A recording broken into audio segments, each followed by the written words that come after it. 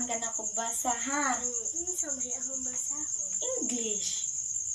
Bas hindi ko kama o, bas hindi ko kayo luwas. Kama o lagi ka na amang ko tudluan man kanako, ha? Kani basahan ni. The child started to read the simple words. Unsa na? Kuan nagpasabot ani day kay ang bata kuno kay nagsugod na og basa sa mga simple nga words.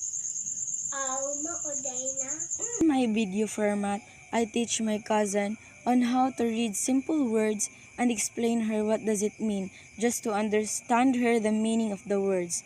Behavioral theories is how people learn through interactions with their environment. So teaching her is the best way to learn even if she is scared to be mistaken or got a wrong words. Thank you.